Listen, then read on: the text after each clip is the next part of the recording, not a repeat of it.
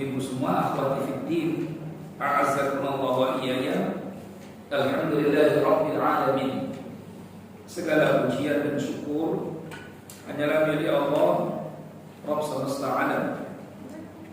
Salawat beriringkan salam kita curah limpahkan kepada Nabi besar Muhammad sallallahu alaihi wasallam, pada keluarga beliau dan para sahabat Nabi radhiyallahu alaihim ajma'in. Baik, kita akan melanjutkan pengajian kita. Sudah lama ya enggak dulu di sini kayaknya. Ya. Kita terakhir bahas apa ini?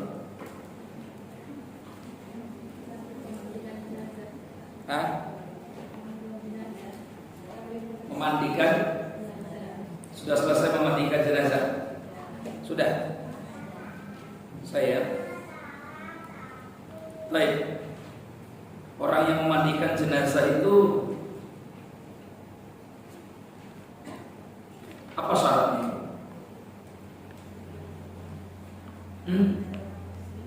Muslim, terus berilmu, aman. Muslim, berilmu, amanah. Ada nggak syaratnya suci di situ? Tidak. Berarti kalau sedang haid tidak dalam keadaan suci, boleh nggak dia mandikan jenazah? Ibu haid, terus ada jenazah, ibu boleh nggak memandikan jenazah? Boleh. Kenapa boleh?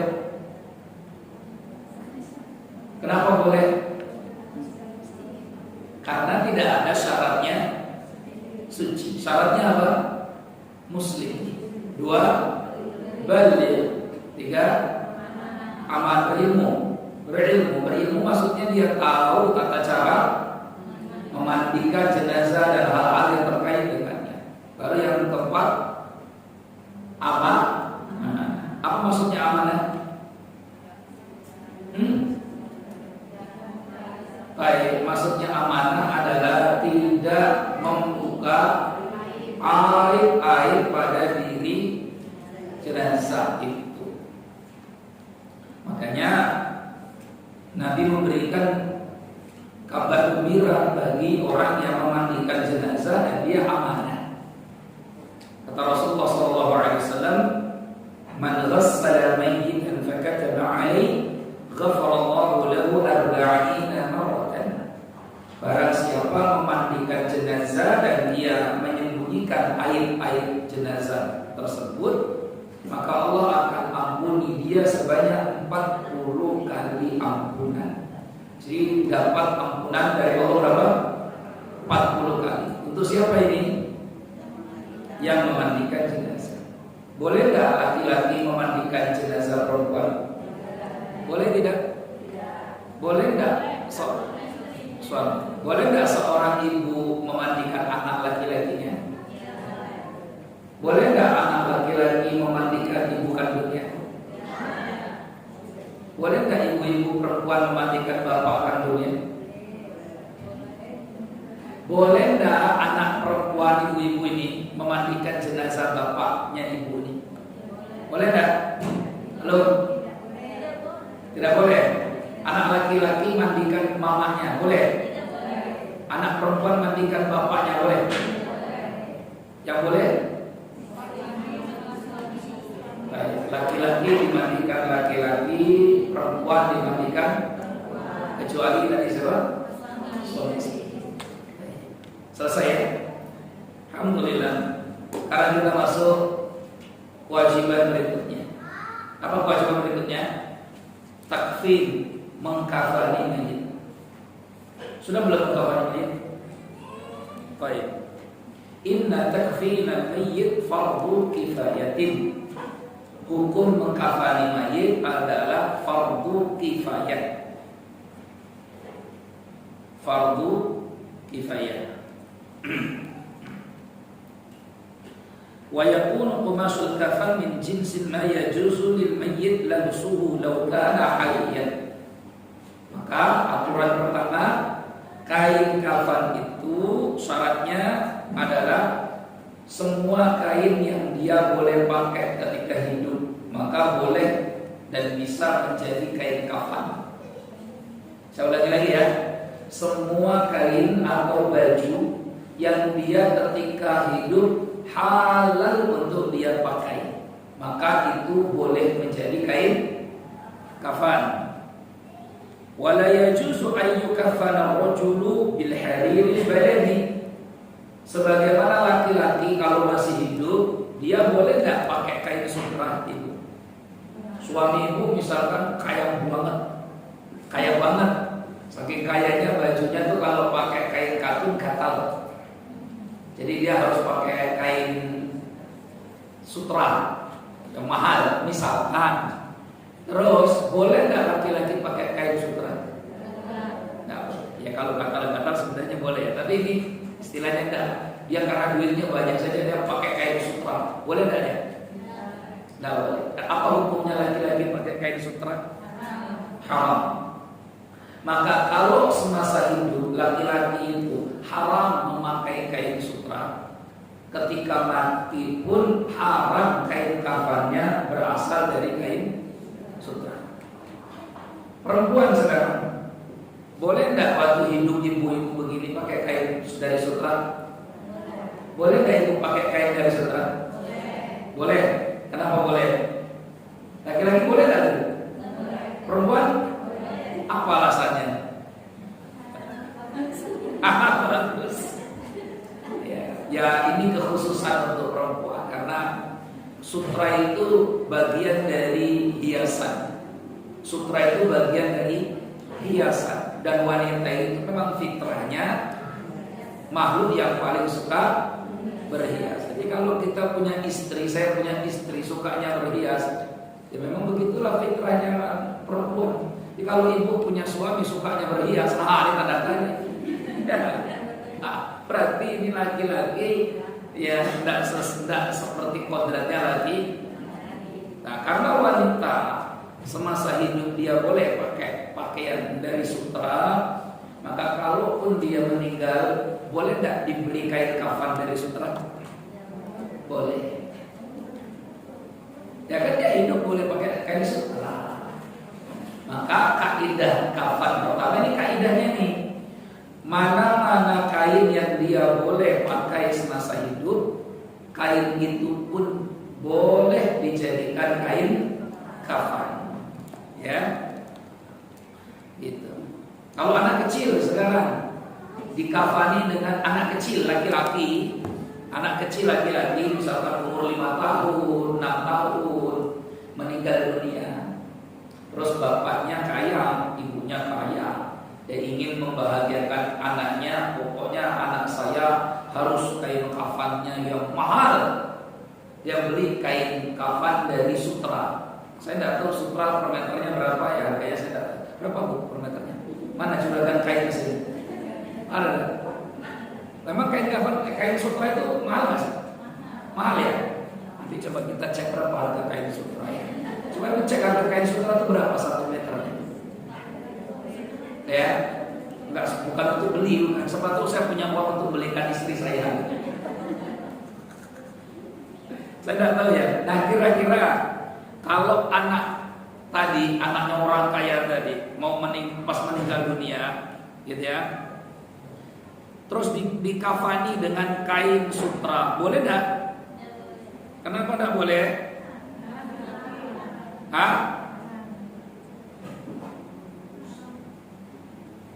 Haram apa halal? Haram apa halal? Oh, kain sutra itu 243.000 per meternya.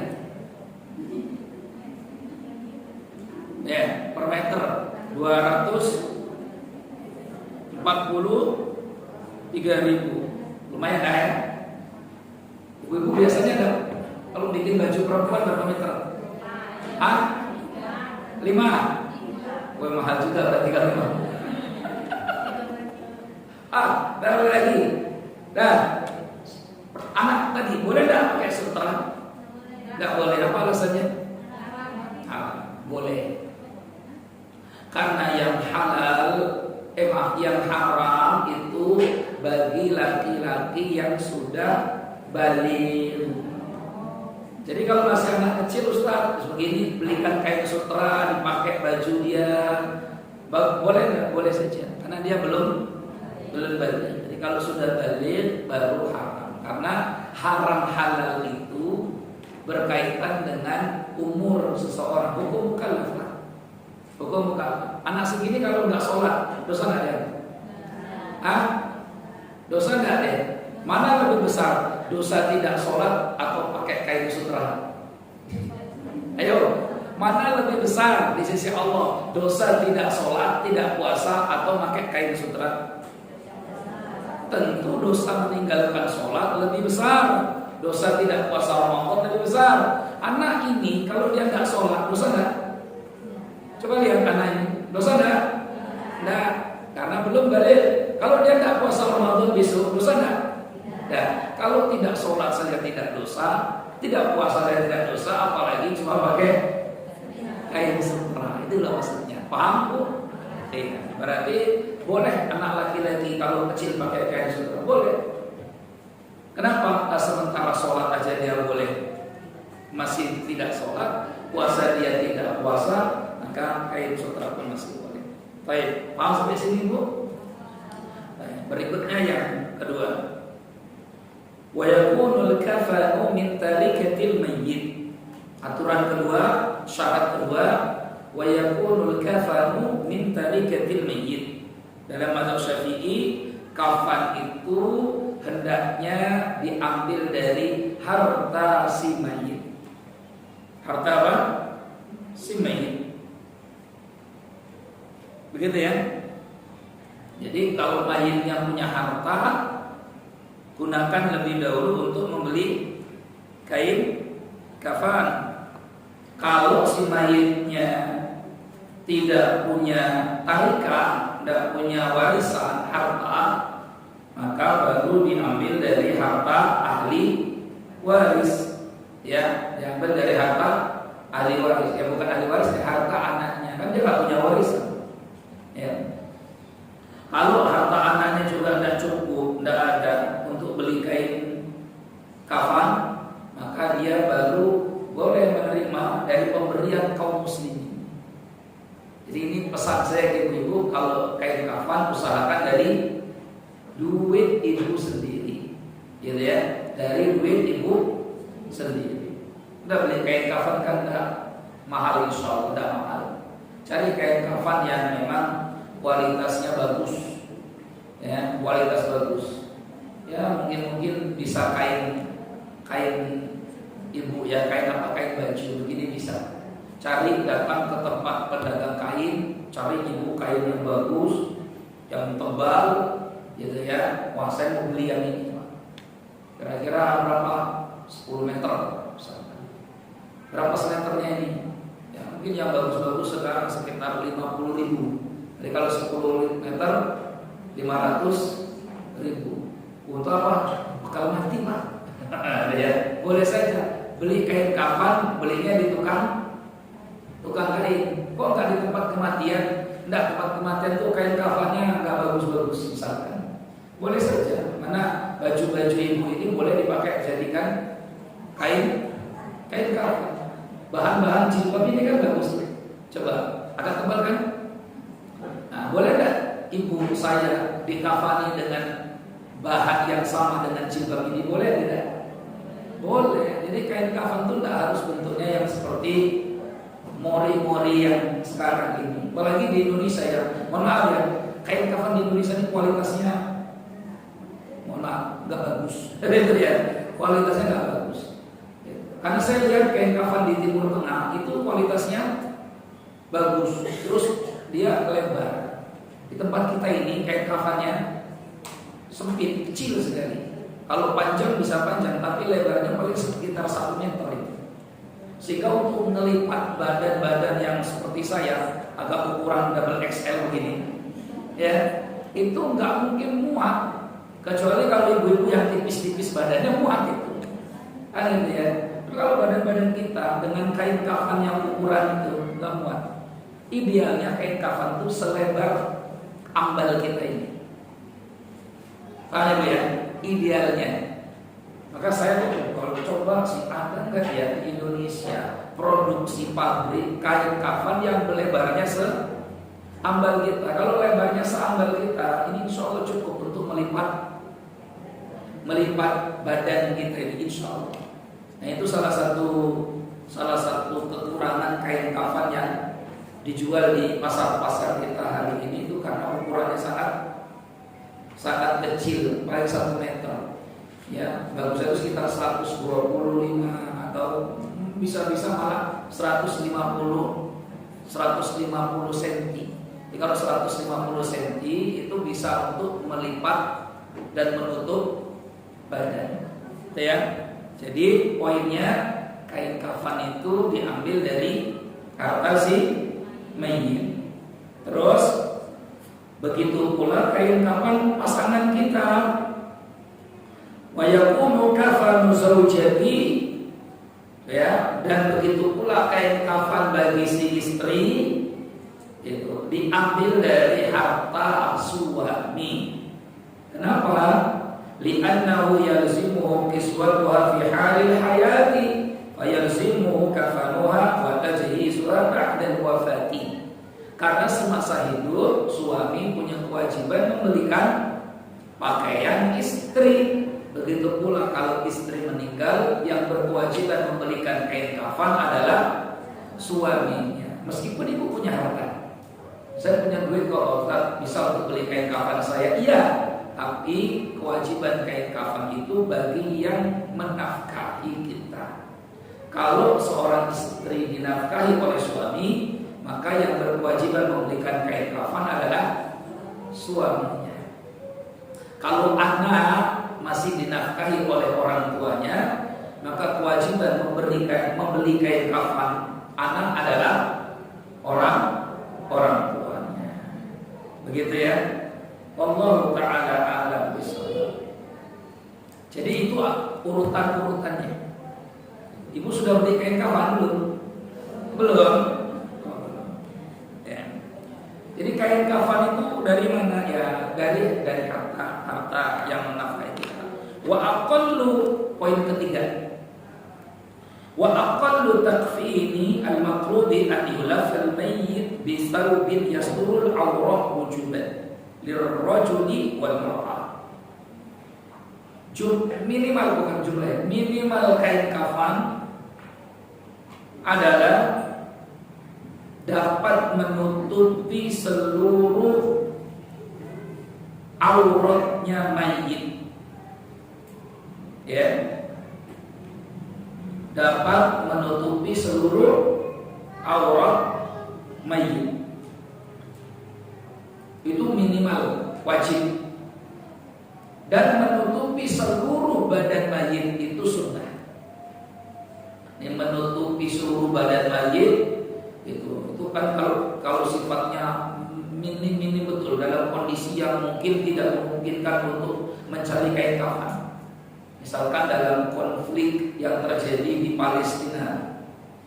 Kalau di Indonesia kan kondisinya insya Allah jauh itu artinya sekarang ini kita mau beli kain kafan berapapun masih ada, gitu kan ya.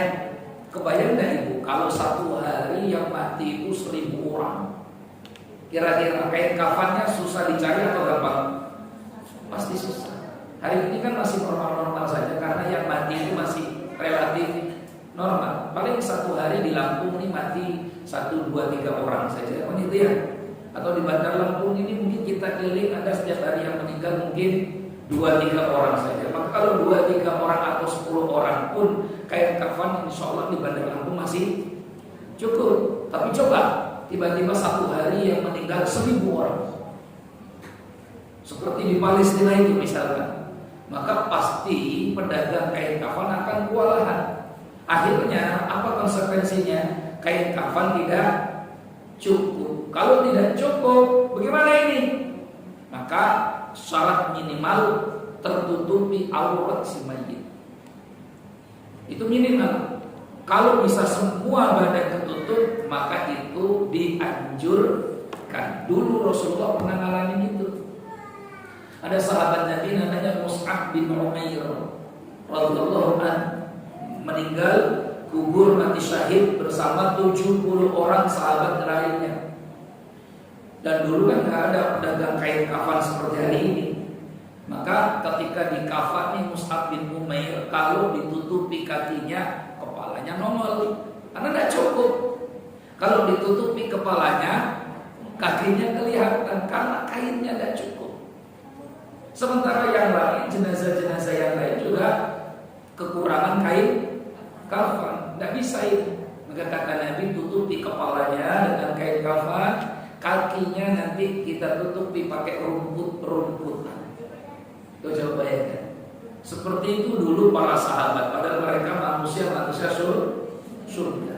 Jadi ketika meninggal tidak ada cukup kain untuk menutupi badannya. Begitu sederhana hidup mereka. Kalau kita ini alhamdulillah sekarang kain kita masih cukup. Tidak ada kain kafan pun bisa pakai baju-baju kita untuk dijadikan kain kafan. Loh, emang boleh Ustaz pakai baju kita? Ayo nanti kita kaji lagi. Berikutnya, ya.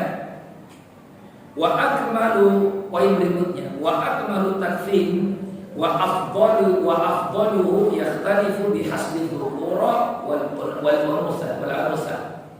Antara laki-laki dan perempuan jumlah kain kafannya itu berbeda sesuai keadaan. Fa in kana dzakaran balighan aw sabiyan aw muhriman fayukaffanu fi salasati afdal. Kalau laki-laki kain kafannya 3 helai.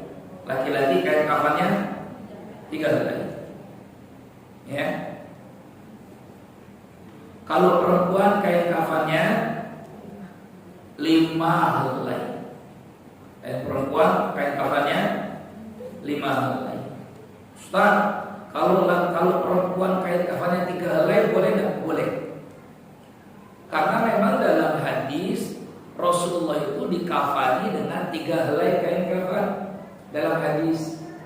Maka sebagian ulama mengatakan sebagaimana Rasulullah diperlakukan seperti itu, perempuan pun diperlakukan yang sama.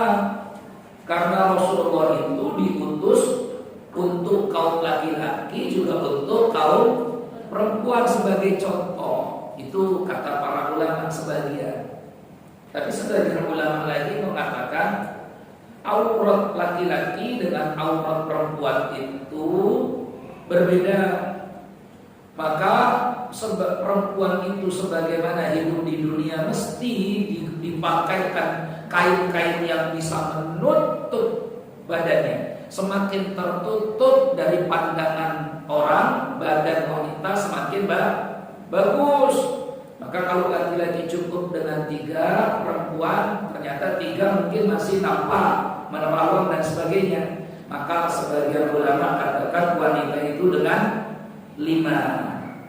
Dengan 5. Ada tak perilaku ini di zaman Rasulullah, di zaman sahabat terjadinya? Jadi bukan di zaman Nabi masih hidup, tapi di zaman sahabat Rasulullah. Setelah Rasulullah wafat, ditemukan riwayat bahwa sahabat juga ada yang mengkafani perempuan-perempuan mereka yang meninggal dunia dengan 5 helai kain kafan. Paham ya Bu ya? Jadi laki-laki 3, perempuan 3 sah. Tapi laki-laki 3, perempuan 5 boleh dan dianjurkan. Karena yang sesuai hadis memang 3, tapi bukan berarti itu jumlah harus. Artinya kalau kondisi keadaannya memungkinkan dan harus ditambah lagi supaya auratnya tertutup dan sebagainya, ya sudah jadi 5. Baik, 3 itu apa saja dan 5 itu apa saja? Ini yang perlu kita perhatikan supaya kita tidak salah kira. Adapun yang dimaksud 3 helai, yang dimaksud 3 helai adalah 1 ya bagi laki-laki 3 helai biasa, 1 helai, 2, 3 itulah yang laki-laki. Jadi 1 ditutup, 2 ditutup, ini 3 lagi. 1 ya 2 terus 3. Ini namanya 3 helai. Paham Bu? Baik, ini untuk laki-laki. Nanti yang satu dilipat, satu dilipat lagi 2, dilipat lagi 3. Jadilah kain kafan 3. Namanya 3 helai. Adapun yang dimaksud 5 helai adalah, perhatikan jangan salah kira. Kata mazhab Syafi'i yang dimaksud 5 bagi perempuan 1 awwaluha izarun. Yang pertama adalah izar, sarungnya bagi perempuan. Yashuddu bihil wasaqu wa yasturu min sawatiha ila adna jismiha. Yang dimaksud sarung adalah 1 helai kain, ya, yang kemudian nanti digunakan untuk menutupi wasaqo, dari pertengahan badannya. Wa yasturu min sawatiha, sehingga menutupi kemaluannya, ila adna jismiha, sampai mata kakinya, sampai kaki. Bukan mata kaki, sampai kaki. Jadi kain pertama, perhatikan, sarung. Sarung itu dari mana? Dari pinggang sampai ke kaki. Hitungannya berapa? 1. Jadi 1 helai pertama itu adalah dari pinggang, ya, sampai ke kaki. Yang kedua, kain kedua namanya khimar. Apa itu khimar? Yughatti bihi ra'sa, yaitu kerudung yang digunakan untuk menutupi kepala si perempuan. Berarti 2. Kain kedua namanya apa? Khimar, untuk kerudung. Nanti kita praktekkan juga nanti di akhir-akhir, ya. Bagaimana buat ini kerudung itu enggak harus seperti jilbab ibu begitu, enggak. Yang penting dia menutupi kepalanya sampai ke dada, ya, sampai ke dada. Baru yang ketiga kainnya adalah komisun, ya, komisun, yaitu gamis. Apa itu gamis? Baju. Jadi kain yang ketiga komis, baju. Qibalal khimar yasturu a'la jismiha ila madunal izar. Di mana gamis ini menutupi dari lehernya ini wanita sampai ke pinggang. Maka berarti itu kain keberapa? Ketiga. Jadi yang dimaksud 5 helai itu 1 yang ada dari pinggang ke kaki, 1 kain. 2 untuk nutupin kepala. 3 bajunya sampai ke pinggang. Baru kurang berapa berarti?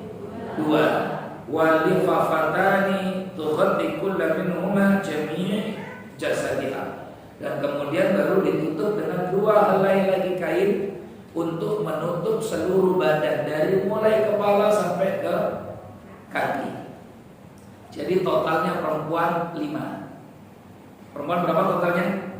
5. Gitu ya. Jadi ini aturannya. Paham sampai sini? Ya. Ustaz, pakai celana dalam enggak? Enggak ada celana dalam. Kadang-kadang ada ditambah celana dalam, gitu ya. Gitu. Karena Indonesia ini kan kreatif ya. Dibuatkan bulan celana dalam. Tak perlu. Nanti malah protes dia. Katanya kok cuma celana dalam doang, mohon maaf ya. Kan saya butuh yang lain, mohon maaf tuh. Perempuan yang ditambahin BH-nya lagi, malah protes kan kita kan. Enggak, ini tambahan saja. Mohon maaf tuh akhirnya. Karena ini kadang orang suka nambah-nambah. Ya, harus suka nambah-nambah. Enggak ada aturannya. Jadi sudah 3 itu saja. Itu riwayatnya ada. Dari siapa? Dari Abdullah bin Umar bin Khattab radhiyallahu anhu. Jadi aturannya itu 1 apa tadi kainnya perempuan? Sarung, izar. 2 khimar. 3 gamis. Baru yang 2 sudah semuanya. Gitu ya. Kalau ibu tambahkan lagi celana dalam berarti jadinya bukan 5 tapi 6. Jadi 6. Baik. Paham sampai sini? Ya. Nggak ada pertanyaan ya? Lanjut kalau nggak ada. Jadi silakan yang mau tanya. Tapi mah dicatat ya biasa di sini ya. Baik. Poin berikutnya. Aturan kafan berikutnya. Wa yustahabbu an yakuna al-kafanu abyad. Sunnah hendaknya kain kafan itu yang berwarna putih. Jadi hukumnya apa? Sunnah. Jadi nggak ada kewajiban kain kafan warnanya harus putih, itu enggak. Tapi itu hukumnya sunnah, gitu ya. Karena Nabi Shallallahu Alaihi Wasallam bersabda, ilbasu min siyabikumul bayadha, pakailah pakaian yang berwarna putih. Fa innaha khairu siyabikum, karena pakaian yang berwarna putih itu pakaian kalian yang terbaik. Maksudnya terbaik itu karena kalau putih itu kalau kotor cepat ketahuannya, gitu ya. Wa kaffinu biha mautakum, dan kafanilah orang yang meninggal di antara kalian dengan kain kafan berwarna putih. Apakah ini wajib? Tidak wajib pakai yang warna putih. Bal yustahabbu an yakuna al-kafanu abyadha, maka hukumnya sunnah kain kafan warnanya putih. Seandainya dia dikafani, pocongnya ini pakai warna pink, boleh nggak? Boleh lah. Atau ibu yang suka ungu pakai warna ungu misalkan, boleh nggak? Boleh. Dia pocongnya cing, nah gitu ya. Nah malah jadi nggak ngeri kan ikannya, karena pakainya warna pink, bagus banget katanya. Ungu apa kuning, boleh nggak tuh? Boleh. Paling ibu siap telinga saja agak pernah sedikit sama lebih kurang. Wah, dia omongan masyarakat itu macam-macam.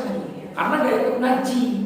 Kalau ikut ngaji nggak ada komen, ya no comment. Oh iya, kok apa ya? Kayak kafan kok warnanya ungu. Nggak apa-apa. Memang boleh. Dia ini waktu hidup senangnya ungu, jilbabnya ungu, bajunya ungu.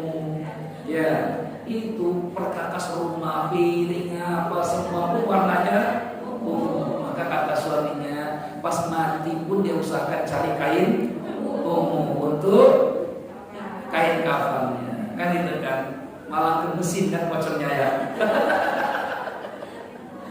Tapi itu boleh, karena putih warnanya hukumnya boleh saja, tidak ada masalah. Bukan haram, bukan makruh, hukumnya sunnah. Sunnah itu dikerjakan dapat pahala, tidak dikerjakan juga tidak apa-apa. Yang penting kewajibannya adalah mayat ini dikafani.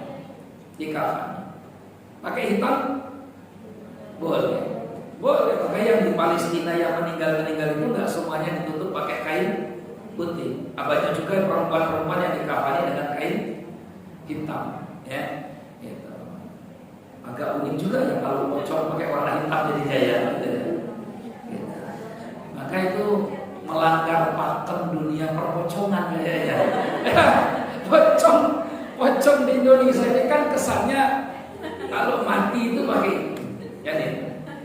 Karena Indonesia ini kan, saya punya teman orang Amerika tinggal di sini, gitu ya, baru belajar bahasa Indonesia dikit-dikit. Sampai kemudian ngobrol sama saya, katanya semenjak tinggal di Indonesia saya malah takut sama hantu sekarang katanya. Emang di Amerika nggak ada hantu enggak katanya, yang ada paling Dracula, zombie. Padahal di Indonesia itu yang hantunya mengerikan kata dia, yang putih-putih itu ada pocong katanya. Iya katanya, ngelir. Ya berarti orang Indonesia itu memang mengerikan ya, lebih kreatif ya. Tapi ya biasa saja. Makanya warna itu bukan kewajiban, warna putih bukan apa? Kewajiban. Bahkan poin berikutnya, wa yustahabbu an yakuna al-kafanu hasanan bi tahsini bayadhihi wa nadhafatihi wa kasafatihi. Maka hendaknya kafan itu yang baik, kainnya yang bagus, ya, baik warnanya, kebersihannya dan sebagainya. Itu karena Rasulullah SAW katakan, idza kaffana ahadukum akhahu falyuhsin kafanahu. Apabila kalian mengkafani saudaranya, maka hendaknya ya kafanilah dia dengan kain kafan yang baik. Makanya tadi saya bilang kan, Nggak masalah kalau ibu merasa bisa membeli kain kafan yang agak bagusan sedikit, belilah. Kan itu untuk sekali seumur hidup kan ya. Karena mungkin ibu beli lagi nanti kalau mati lagi kalau saudara gitu. Anak sekali, ibu saja pakai baju yang setahun sekali mau lebaran dipakai, itu nyari yang bagusan, kan gitu ya, yang bagusan. Maka kain kafan yang sekali seumur hidup itu cari yang agak bagusan. Ya, jangan yang standar berapa tuh semeter 10.000 atau berapa gitu ya. Cari yang agak bagusan. Karena itu sunnah. Rasulullah katakan, "Idza kafana ahadukum akhahu falyuhsin kafanahu." Kalau kalian mengkafani saudaranya, cari kain kafan yang bagus, yang baik. Ya, apalagi kalau ada dananya. Tapi yang bagus itu jangan pula berlebihan. Karena Rasulullah SAW juga bersabda di hadis yang lain. Apa katanya? La taghalu fil kafan. Jangan kalian berlebih-lebihan dalam kafan. Fa innahu yuslabu salban sari'an. Hadis ini riwayat Imam Abu Dawud dan Baihaqi ya dengan sanad yang hasan ya. Jadi kata Nabi jangan juga berlebih-lebihan. Berlebih-lebihan itu maksudnya cari yang paling mahal sekalian atau jumlahnya berlebihan banyaknya dan sebagainya. Intinya yang pertengahan. Jangan yang kualitasnya yang apa? Jelek, jangan juga yang paling tinggi, yang tengah-tengah saja. Tengah-tengah. Ya. Ibu kalau buat baju pakaian begini, itu jahit sendiri atau beli di Shopee? Beli di Shopee, yakin pas sama badan kita? Nah, jahit kan ya? Jahit. Biasanya 1 meter harga berapa? 250.000. Mahal. Berapa semeter biasanya? Sekitar 30-an ribu dah. 30-an ribu. Kalau perempuan itu biasanya 3 meter ya? 4 meter. Baik, 5 meter. Kalau 5 meter kan berarti 150.000. Ibu untuk baju ibu saja itu 1 meter yang 30.000 itu sudah layak, bagus kok 30 meter. Ya, udah enak, katunnya tuh katun yang lembut sudah. Apalagi kalau yang lebih mahal dari itu 40.000. Tapi saya rasa harga pakaian 40.000 bahan 1 meter itu masih masuk di akal dan masih lumrah. Artinya kalaupun kain kafan kita beli yang 1 meternya itu yang 40.000 itu pun masih sangat lumrah dan tidak disebut berlebih. Kecuali dia beli kain kafan yang 1 meternya harganya berapa tadi? Ya 500.000 atau apa? Yaitu bisa disebut berlebihan. Kecuali kalau dia Musdalifah. Ya, kalau Musdalifah kaya raya kan dia. Ya, Musdalifah. Baik. Jadi berlebih-lebihan dan tidak itu ya disesuaikan dengan kondisi masing-masing kita, ya, masing-masing kita. Bagi orang yang berharta, yang punya kekayaan sampai ratusan miliar, triliunan, maka dia beli baju harga 1-2 juta biasa, karena dia punya, dan itu tidak disebut berlebih-lebihan. Bagi kita ya sok-sokan namanya, kan gitu ya. Mendingan beli yang 300.000 pun sudah bisa jadi, gitu ya. Lanjut tadi kita. Baik. Jadi pertengahan saja, jangan terlalu yang murah, jangan terlalu yang mahal berlebih-lebihan.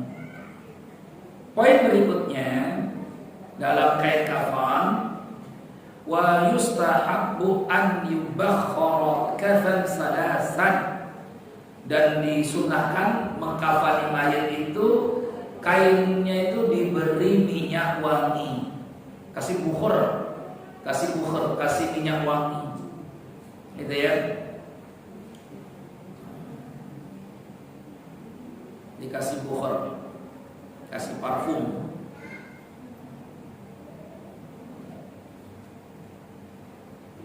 Baik, selesai sudah. Itu aturan-aturan dari kain kafan. Sekarang kita ke kaifiyah, tata caranya. Saya bacakan tata cara kaifiyah. Nanti kalau prakteknya baru kita ini kan.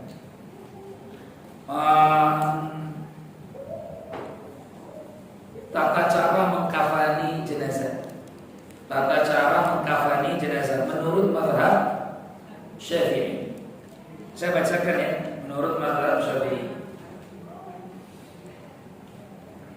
Pertama, yustahabbu an yubsata yustahabbu an yubsata ahsan al-aswab wal lafaiq wa asabaha wa aqwaluha wa yudhar 'alaiha al-hamd. Pertama, bentangkan semua kain kafan tadi dan berikan parfum. Diberikan apa? Parfum. Jadi satu kain kasih parfum, satu kain kasih parfum, satu kain kasih parfum. Dan ini biasalah, kita sudah praktekkan biasanya kalau mau mengkafani jenazah di Indonesia.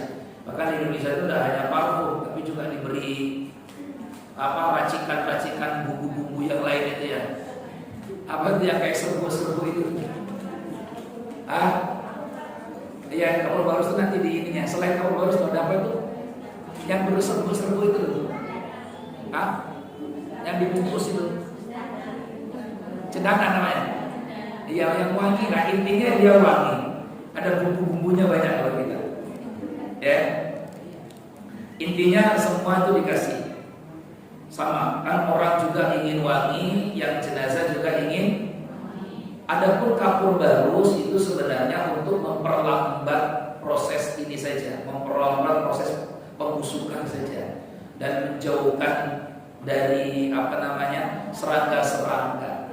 Jadi nggak langsung membusuk. Jadi fungsinya kapur barus itu supaya memperlambat pembusukan. Maka mumi-mumi itu dulu supaya awet itu dikasih kapur barus. Tapi diambil dulu organ tubuh dalamnya itu. Jadi mumi itu sebelum diawetkan di Mesir itu, seperti masuk Fir'aun dan sebagainya itu, dia diambil dulu organ tubuhnya. Setelah kosong baru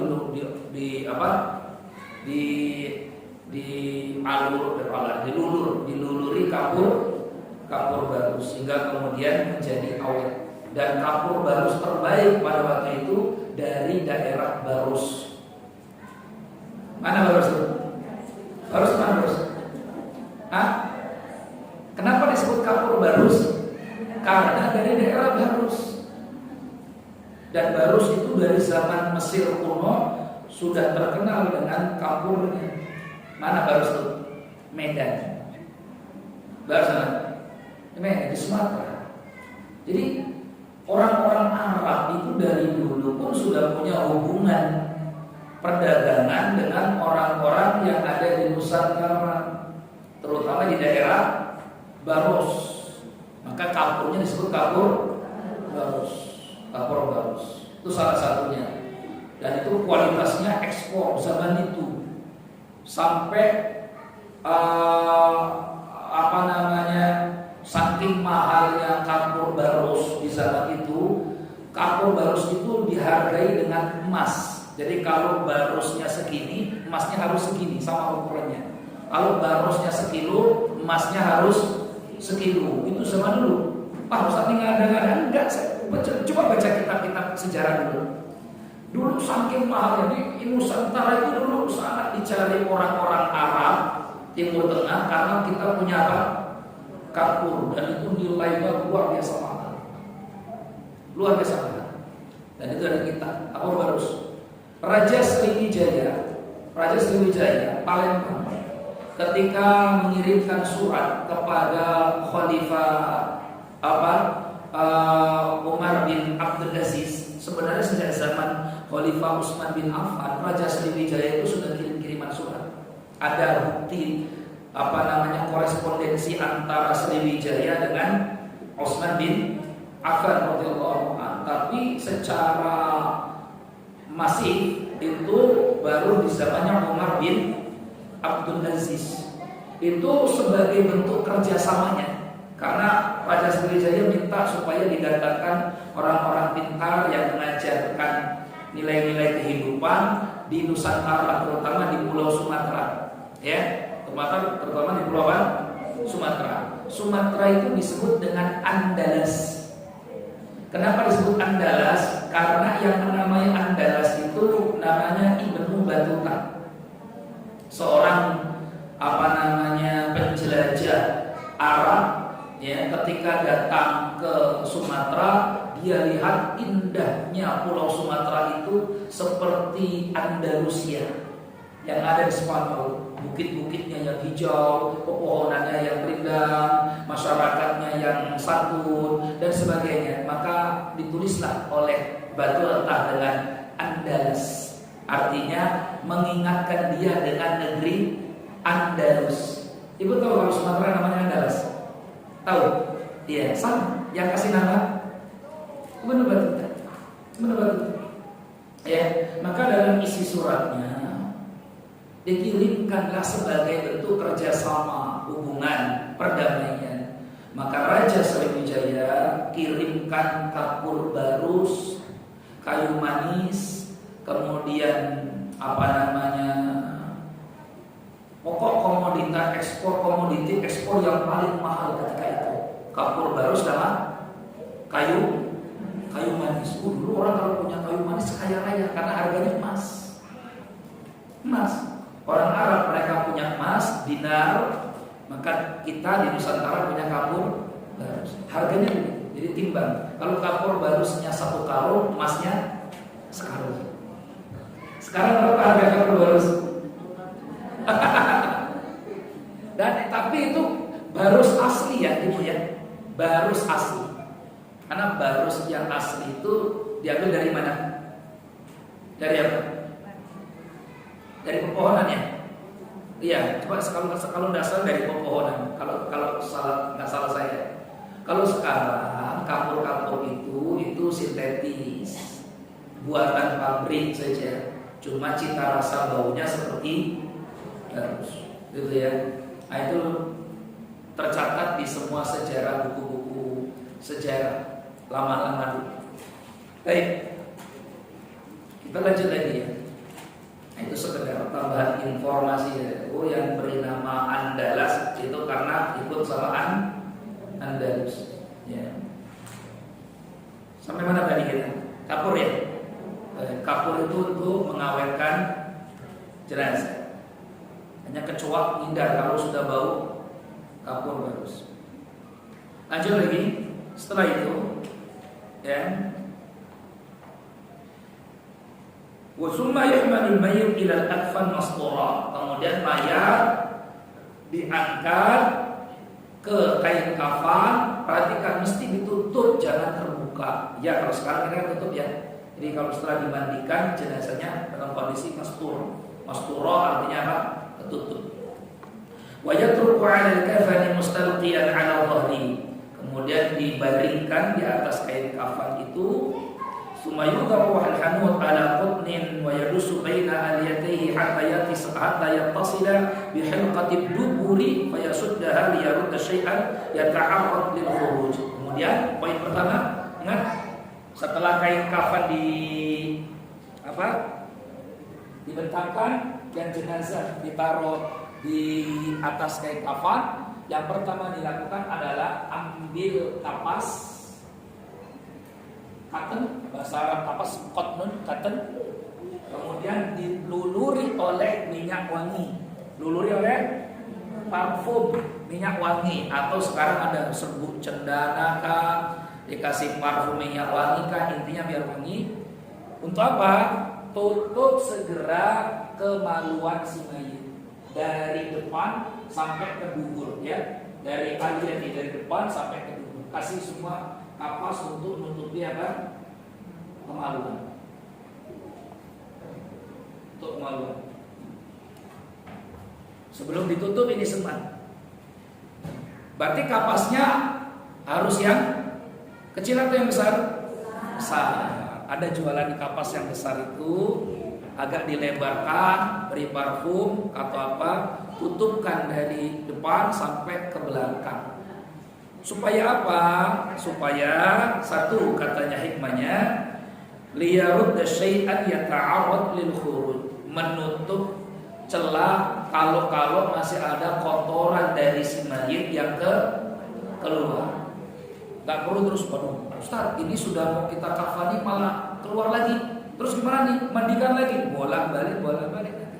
Tutup saja pakai kain kapas ya, kain kapas. Selesai. Wala yadkhulul qattan ila dakhilil halqah, tapi jangan masukkan kain kafan, ke lubang duburnya. Tak perlu masukkan kain kapas ke lubang duburnya. Cukup kain kapas itu untuk nutupi dari mulai depan, kubul dan duburnya. Poin berikutnya, ya, kalau mau dikencangkan, diikat boleh, tidak masalah. Jadi ini kain kafannya, ya, kalau mau diikat, dikencangkan boleh. Kalau kain kafan apa tadi? Kapasnya. Nah mungkin dari riwayat inilah kemudian dipahami sama orang. Oh pakai cawat itu tadi atau pakai apalah pokoknya. Ya, kalau di sini kan pakainya kapas. Nanti kapasnya supaya nggak lepas-lepas dikasih ikatan, itu ya. Tapi berbeda hukumnya kalau itu dari kain. Maka kalau dari kain tambahan kain jadi nggak 5. Jadi berapa tadi? Nah, karena dari kapas maka tidak dihitung kain, tetap kainnya 5. Jadi kalau kemarin pakainya kain, nanti sudah ngaji diganti dengan kapas.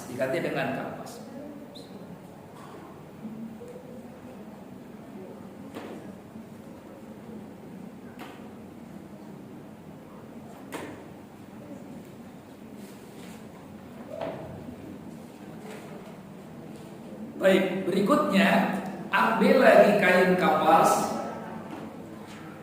beri lagi hanut, beri lagi parfum minyak wangi, tutup semua lubang yang ada di badannya seperti al-fam, mulut, ya, wal ainain wal udhunain, 2 lubang telinga, 2 mata, ya, dan semuanya. Pokoknya yang ini, lihat, mata ditutup kapas, telinga ditutup kapas, hidung ditutup kapas, mulut ditutup kapas. Oh berarti itu benar? Ya, itu benar. Ada, lanjutkan.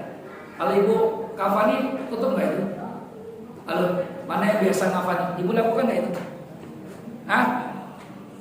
Mana yang biasa kafani? Ibu biasa kafani nggak? Matanya ditutup nggak pakai ini?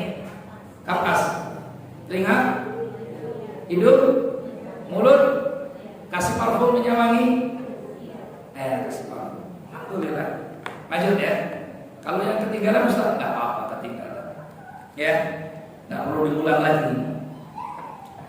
Wal jarahat an-nafidah daf'an lil hawam, atau kalau ada luka-luka yang darahnya tetap, nah itu boleh ditutup supaya tidak berbau dan sebagainya, gitu ya. Poin berikutnya, wa yudau al-qatnu ma'al hanuti ala mawadhi'i sujud, dan hendaknya di tempat-tempat sujud di badan diletakkan kapas beserta parfum minyak wangi. Mana tempat sujud itu? Tidak kasih kapas. Terus telapak tangan, telapak tangan ada di sini ya. Telapak tangan kan ada di sini kan. Dia bersedekap kan, kasih kapas yang diparfumi sujud. Terus mana lagi? Lutut, gitu ya. Terus mana lagi? Jari jemari kaki. Tempat-tempat sujud ibu dalam sholat beri kapas, kasih parfum yang wangi, gitu ya. Baik. Ada enggak dalilnya Ustaz? Ada. Dalilnya adalah ucapan sahabat Nabi yang mulia Abdullah bin Mas'ud radhiyallahu anhu dalam riwayat Imam Al-Baihaqi jilid ketiga halaman 405. Apa kata sahabat Nabi Abdullah bin Mas'ud radhiyallahu anhu? Kata beliau, yutataba'u bit-tibi masajiduhu wa uhibbu an yutatayyaba jami'a badanihi bil kafur li'anna dzalika yuqawwil badan wa yashudduhu. Kata Ibnu Mas'ud, hendaknya mayit diberi parfum di setiap tempat-tempat anggota sujudnya. Kasih parfum, kasih kapas tadi, ya. Jadi ada dalilnya, ada, yaitu anjuran dari sahabat Nabi yang mulia, hafidul Quran, ulamanya sahabat, namanya Abdullah bin Mas'ud radhiyallahu anhu. Allah taala a'lam bishawab. Lanjut lagi.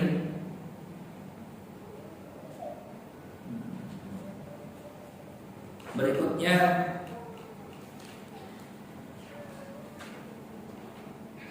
baik, mengenai jumlah ikatan kafan atau ikatan mayat pocong, itu tidak ditetapkan jumlah aturannya dalam syariat. Jadi jumlah tali ikatan mayit itu sesuai dengan kebutuhan masing-masing. Bisa saja hanya 3 ikatan, bisa saja 5 ikatan, bisa saja 7 ikatan, gitu ya. Jadi boleh 3, boleh 5, boleh 7, sesuai dengan kebutuhan. Kalau misalkan mayatnya itu anak-anak kecil, itu tidak harus 7 dan tidak harus 5, mungkin 3 ikat sudah cukup. Karena ada anak bayi kecil, cukup ikat kepalanya, ikat tengahnya, sama ikat kaki sudah cukup. Jadi jangan pula terlalu saklek, karena saya pernah tinggal di satu masyarakat di mana masyarakat itu harus ikat 7 atau harus ikat 5, ya. Nanti kalau udah ikat yang kurang, malah nanti pocongnya bisa bangun atau apa, macam-macam keyakinan orang di kampung-kampung kan, ya.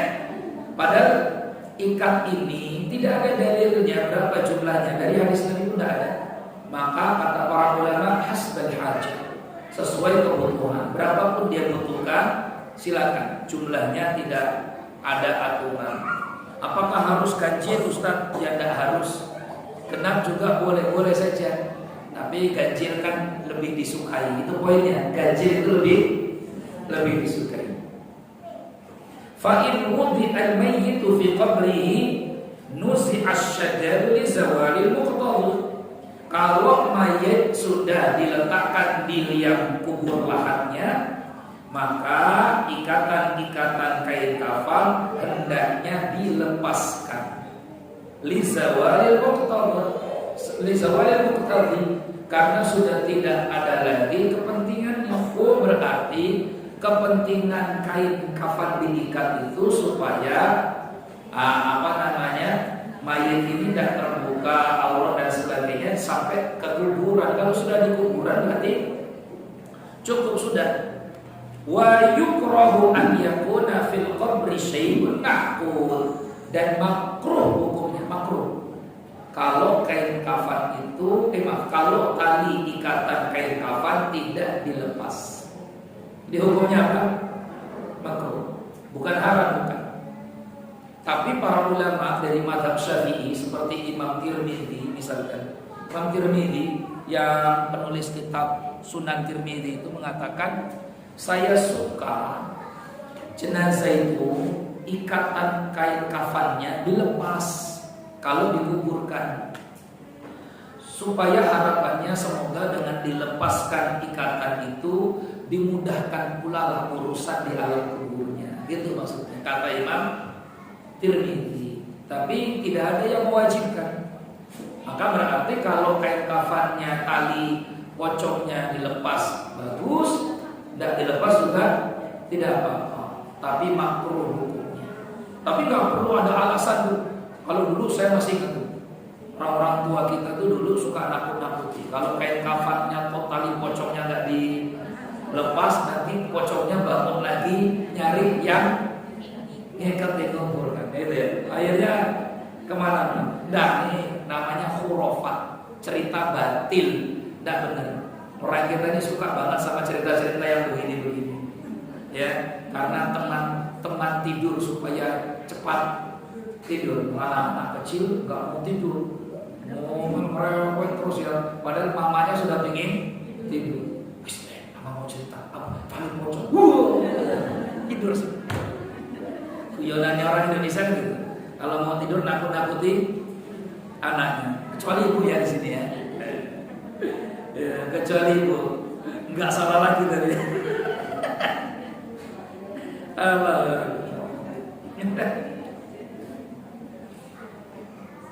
Baik,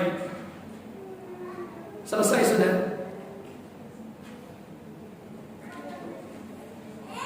Wa idza terakhir. Nanti kalau ada pertanyaan saya terakhir jam 11. Wa idza nubishal qubur, apabila kuburan diunggar, dibongkar. Jika kuburan dibongkar, wa ukhidal kafanu, dan kain kafannya ternyata juga ikut diambil dan sudah tidak layak lagi, yajibu takfinul mayyit tsaniyan, maka jenazah yang ada wajib dikafani lagi kali kedua kalau kuburannya dibongkar, gitu ya. Jadi tidak masalah. Misalkan ada pembongkaran kuburan karena untuk apa, kok tinggal tersisa tulangnya atau masih kadang tersisa badannya, sudah dikafani lagi, ya, dikafani lagi. Allahu a'lam. Cukup sampai di sini, ya, cukup sampai di sini. Jadi laki-laki nggak perlu dipakaikan sorban, nggak perlu dipakaikan yang lainnya. Cukup 3 itu saja. Ada pertanyaan sampai sini? Sebelum kita nanti menyempurnakan besok sholat jenazahnya, tentang ini atau tentang yang lain, silakan.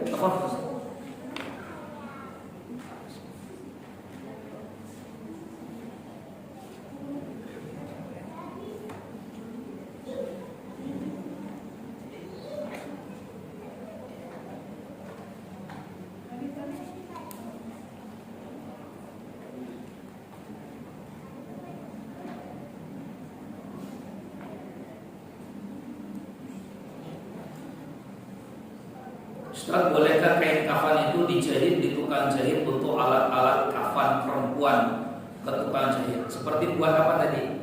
Jilbab, gamis gitu ya.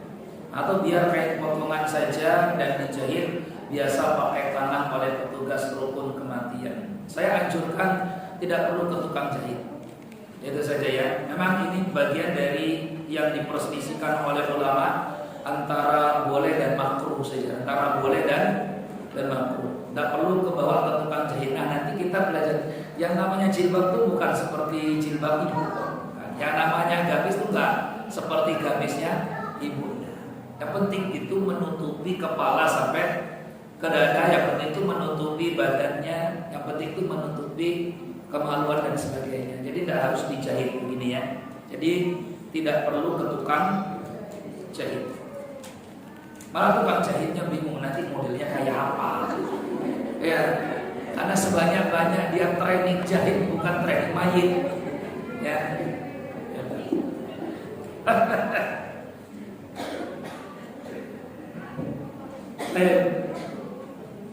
Assalamualaikum. Saya hanya seorang ibu rumah tangga. Penghasilan utama dari hasil suami bekerja. Kadang saya suka overthinking. Bagaimana ibu saya dan anak-anak jika meninggal duluan, saya jadi khawatir, galau. Ibu doakan moga-moga suaminya umur panjang, sehat selalu, sakit-sakit jangan yang berat-berat, pamuk kandas kurang kutil aja, ya, gitu, supaya bisa cari nafkah dan sebagainya, ya, gitu. Khawatir galau, bagaimana mengatasi kekhawatiran itu? Apa ada doa khusus baik? Apa yang ibu khawatirkan, yang bertanya ini juga merupakan kekhawatiran yang lain.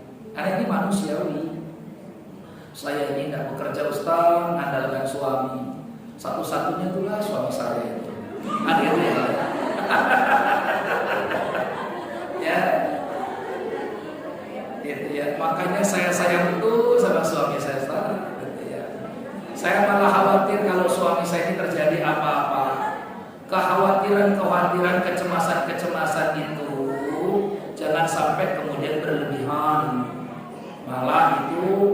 khawatir bagian dari tauhidnya yang salah. Berarti ada problem dengan tauhidnya. Ibu tahu ayam itu ketika setelah bertelur, jantungnya itu tidak peduli lagi sama ayam betinanya. Waktu anaknya lahir, itu bapaknya si ayam ikut nggak akikah anaknya dulu. Ternyata anak ayam itu 10 ekor yang ngurusin siapa ya? Ibunya. Pernah nggak ayam betina terus ngeluh datang ke ibu, saya ini pusing mah, kenapa? Jantanku itu ternyata kurang enaknya kok yang dicari. Ya, setelah manis sepak ibu. Ada yang curhat gitu ayamnya. Sebegitu yakinnya ayam dengan rizki Allah. Dia tidak pernah mengeluh anaknya 10 ekor tentang makanan dan rizkinya, karena ayam paham betul ayat wa ma min dabbatin fil ardi illa 'ala Allahi rizquha. Tidak ada satupun makhluk melata di muka bumi ini kecuali pasti Allah sudah tetapkan rizkinya. Emang ibu mengira selama ini rizki itu yang ngasih suami ibu? Kalau ibu meyakini rizki itu yang mencari suami ibu, bermasalah tauhid iman kita ini. Pantas Allah nanti marah, cemburu. Yang beri rizki itu Allah, perantaranya lewat suami ibu. Terus kalau suami saya mati, mana lagi Pak Ustaz? Ada lagi, yakin nggak insyaallah. Pintu rizki itu tidak cuma satu. Mungkin nanti datang lewat tetangga kita, mungkin datang lewat teman kita, atau mungkin lewat suami baru kita lagi. Loh, boleh tak nikah lagi? Boleh. Boleh. Wallahualam. Maka ini poinnya, jangan terlalu kita ini dihantu-hantui perasaan. Nanti setan yang mempermainkan kita nih kalau sudah terlalu berlebihan kecemasan itu. Ya, jadi ini poinnya. Siapapun itu bisa saja terjadi. Ya, ada nggak doa khusus? Doa apa ini supaya suami umur panjang atau apa ini? Ya. Bolehkah kita berdua minta sehidup semati dengan suami?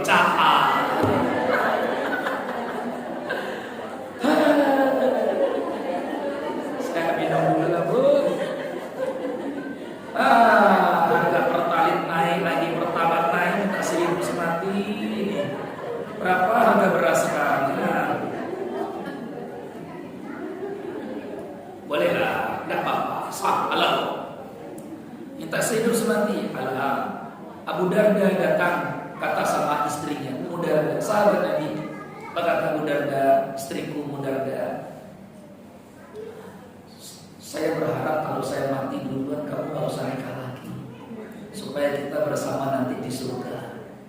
Gitu ya. Itu komitmennya Abu Darda. Dan Ummu Darda ternyata pegang. Padahal waktu meninggal Abu Darda gugur mati syahid di medan Uhud. Beliau dikuburkan di Uhud sama seperti Mus'ab bin Amir yang tadi kain kafannya kurang, bareng meninggalnya hari yang sama. Ummu Darda itu dilamar oleh Muawiyah bin Abi Sufyan, khalifah. Janda, cantik, anak banyak, dilamar khalifah. Itu ibaratnya ibu janda terus dilamar sama gubernur, dilamar sama menteri lah. Kira-kira ibu terima lamaran itu? Kata Ummu Darda, mohon maaf, saya sudah berjanji sama suami saya sehidup semati. Kenapa? Suami saya matinya mati syahid, pasti di surga. Maka saya siap menunggu suami saya nanti ketemu di surga. Nah, ibu pastikan suaminya di surga dulu, ini masalahnya. Nanti takutnya hidup semati ibu gak ketemu masalahnya. Suaminya hobinya ternyata apa, mancing, main burung, apa gitu ya. Nah, jadi kalau buat komitmen sama-sama, ayo suamiku, kita sama-sama berusaha untuk jadi manusia surga. Tapi nggak salah, boleh kok komitmen begini, boleh, tidak apa-apa. Jangan cuma Romeo Juliet saja yang punya komitmen. Ya, suami istri boleh kok komitmen begini, boleh saja. Tapi tidak harus. Jadi intinya saya pesankan, jangan sampai khawatir berlebihan seolah-olah kita malah menduakan Allah. Yang beri rezeki kita itu bukan suami kita, tapi Allah. Maka dulu orang-orang jahiliyah mengira mereka lah yang mendatangkan rezeki, mereka lah yang berikan rezeki. Maka anak banyak menurut mereka mengurangi rezeki, sehingga anaknya dibunuh oleh mereka, takut nanti rezekinya habis. Kenapa nggak nambah anak katanya, nggak beri makan dan sebagainya. Turunlah surat Al-Isra, turunlah Al-A'raf, Al-An'am. Apa kata Allah? Wala taqtulu awladakum khasyatan imlaq, nahnu narzuquhum wa iyyakum. Jangan kau bunuh anakmu karena takut kamu binasa, tidak memberi makan, takut jadi miskin, nggak ada duit, nggak ada apa. Nahnu narzuquhum wa iyyakum. Ketahuilah, yang berikan rezeki untuk anak-anakmu itu aku, kata Allah. Dan begitu pula yang memberikan rezeki kepadamu adalah aku. Gitu ya. Ini saya tanamkan keyakinan kepada ibu-ibu semua bahwa suami kita ini hanya sekedar tukang pos yang mengantarkan rezeki itu sampai kepada kita. Hakikatnya memberikan rezeki adalah Allah Subhanahu wa ta'ala. Maka minta kepada Allah Subhanahu wa ta'ala. Gitu ya. Kekhawatiran manusiawi, tapi jangan sampai kemudian berlebihan. Mas mau kemana mas? Mau pergi aku kerja di mana? Jangan pergi jauh-jauh. Di sini aja. Di sana resikonya bahaya. Nanti kalau ada apa-apa gimana? Pokok takut keluar rumah pun takut suaminya mati. Ternyata mati di rumah ternyata. Semua pekerjaan punya risiko. Ya. Kalau ukuran pekerjaan berisiko mati, maka yang paling banyak mati itu pilot. Kenapa? Hari-hari mereka berada dengan bahaya. Tapi ternyata ada pula yang suaminya pilot sampai sekarang tidak mati dan mati. Malah ada profesinya nggak ada urusan sama bahaya. Kerjaannya apa? Nggak ada urusan sama bahaya. Kerjaannya apa contohnya? Nggak ada urusan sama bahaya. Apa ya? Ya pokoknya itu. Apakah boleh perempuan ikut menyolatkan mayit? Boleh. Bahkan sama fardu kifayah itu untuk laki-laki dan untuk perempuan. Maka saya pesankan diri ibu, kalau takziah melayat, usahakan kalau memang tidak sibuk betul, jangan pulang sebelum menyolatkan. Karena pahala satu qirot, satu gunung besar itu didapatkan bagi yang menyolatkan jenazah. Man syahida janazah hatta yusalli 'alaiha falahu qiratun. Siapa yang melayat jenazah sampai dia ikut nyolatkan atau dia nyolatkan, maka pahalanya satu qirat. Maka ini anjurannya jadi nanti. Kalau ibu keluarganya sudah meninggal, segerakan mandikan. Gak perlu nunggu tukang mandi-mandinya, kan ibu sudah belajar mandi-mandi. Supaya yang datang mentakziahi melayat itu bisa langsung nyolatkan. Karena banyak orang takziah ingin nyolatkan, tapi gak dimandi-mandikan jenazahnya. Waktunya mepet, dia punya kerjaan, dia harus kantor, dia harus apa, macam-macam. Kalau nunggu lama, tapi kalau sudah dimandikan, oh ini sudah dimandikan, silakan yang menyolatkan. Ibu datang berempat sholat, berdua sholat, tiga sholat, sendiri sholat, boleh. Karena tidak harus berjamaah. Sholat jenazah itu harus berjamaah.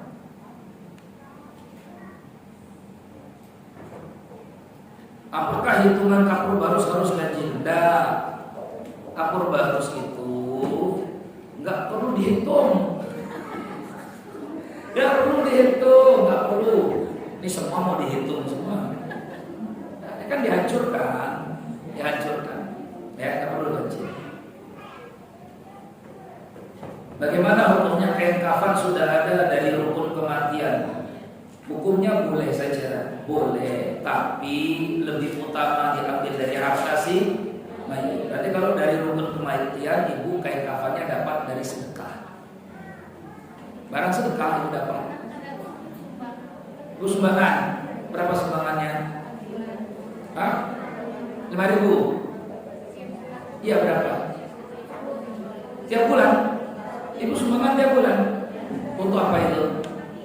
Kan gak cuma untuk kain kafan, 10.000 itu saya juga sumbangan 10.000 tiap bulan, tapi nggak untuk kain kafan itu untuk kuburan, untuk mandikan, untuk makan-makan yang macam-macam biasanya, untuk sewa tenda macam-macam. So nanti sebagian juga untuk kain kafan. Nah ya, itu ibu niatnya apa? Yuk, ibu yang ngasih 10.000 itu niatnya apa? Ya, bapak tanya. Ya, ibu niatkan ngasih 10.000 itu apa?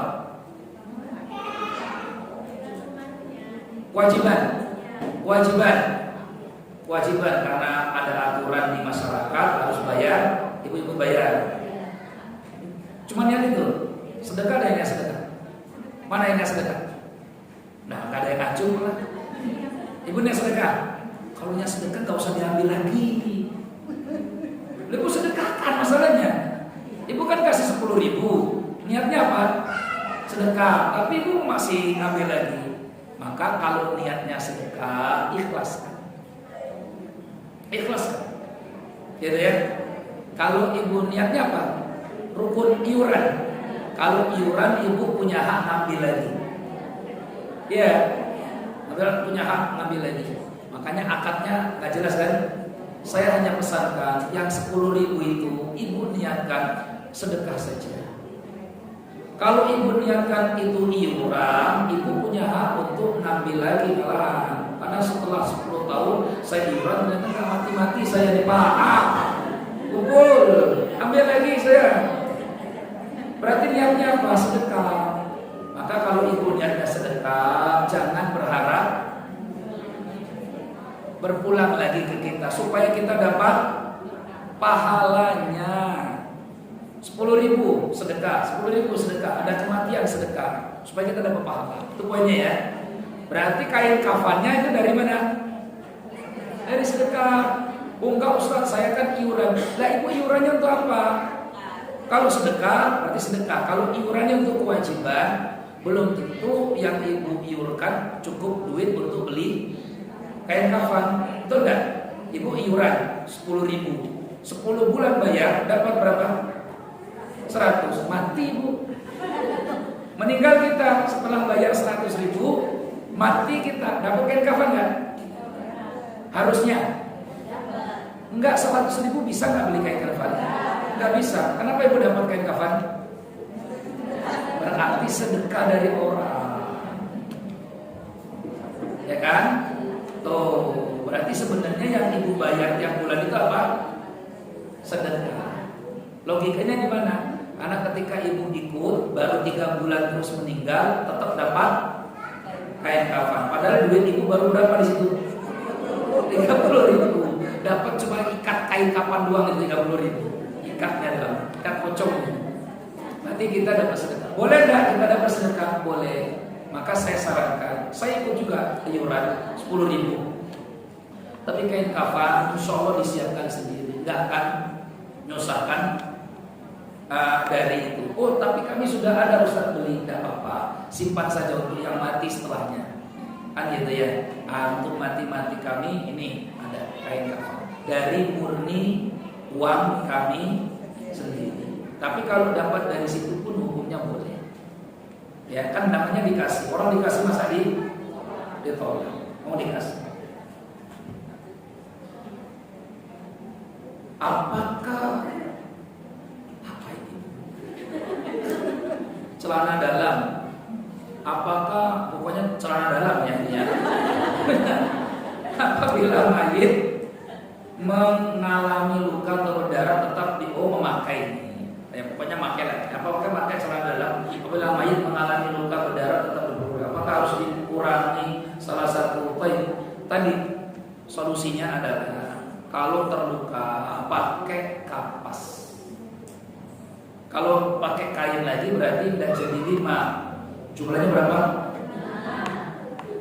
Saya ini baru beberapa minggu yang lalu juga mengafani jenazah. Jenazahnya karena kecelakaan dan lukanya luka parah, meninggal dunia. Jadi kita tutup mana-mana yang luka, mana-mana yang ini dengan kain kafan, pakai kain kafan. Kok kain kafan pakai apa? Pakai kapas. Jadi sama. Ini pakai kain kapas ya tutupnya ya. Tidak perlu ditambah lagi kain kafan. Wallahu a'lam bishawab. Apakah kain jalik dipakaikan untuk menutupi mayit, memandikan mayit harus dicuci terlebih dahulu karena masih baru atau bagaimana? Tidak apa-apa.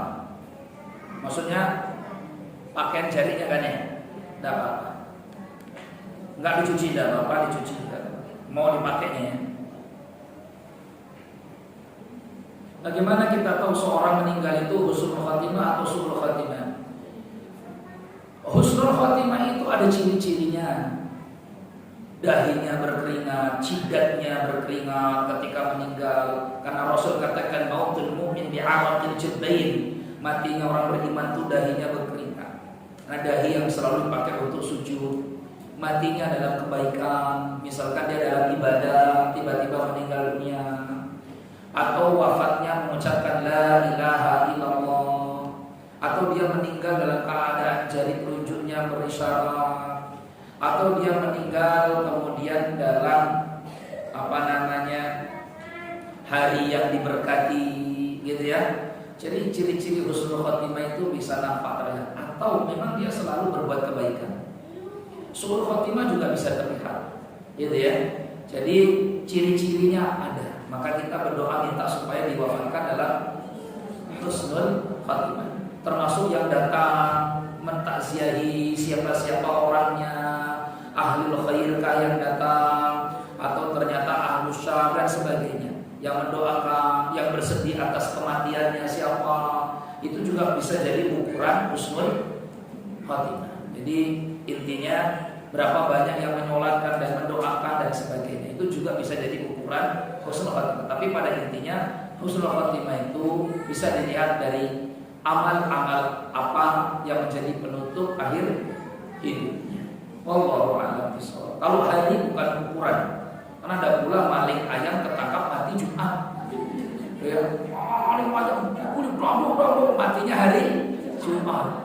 Karena dia mati dalam hari Jumat berarti mati dalam kebaikan. Pas ketangkap maling, berarti kondisinya juga perlu diperhatikan. Ketika berziarah ke makam orang tua, doa apa yang lebih afdal untuk dipanjatkan atau diminta kepada Allah? Doa agar orang tua kita diampunkan dosanya, dilapangkan kuburnya, diterangi dalam kuburnya, dikumpulkan bersama para nabi, syuhada dan orang-orang yang soleh. Doa secara umum untuk kebaikan. Silakan. Boleh pakai bahasa Arab lebih bagus. Kalau tidak bisa Arab, Ustaz, bahasa Indonesia tidak apa-apa. Tidak apa-apa. Gitu ya. Tapi jangan diajak ngobrol bapak kita. Pak, tadi Pak, ini nggak usah, malah jawab, malah kabur gitu tadi. Ya, doakan saja. Dan berdoa itu dikubur, adabnya menghadap ke kiblat. Jadi mana kuburan orang tua kita, mana kiblat, menghadap ke kiblat. Jangan membelakangi kiblat. Itu adabnya ketika berdoa di kuburan. Tapi apakah mendoakan orang tua harus ke kuburan? Tidak. Ibu mau doakan, saya mau doakan orang tua, tidak harus ke kuburan. Dari rumah juga bisa, dari masjid juga bisa, ke kuburan juga tidak apa-apa. Artinya silakan, boleh-boleh saja. Ya, Allahu a'lam bishawab. Nanti insyaallah di bab ziarah kubur kita akan bahas, karena setelah memandikan, mengkafani, terus nyolatkan, habis nyolatkan kemana? Ke kuburan. Ya.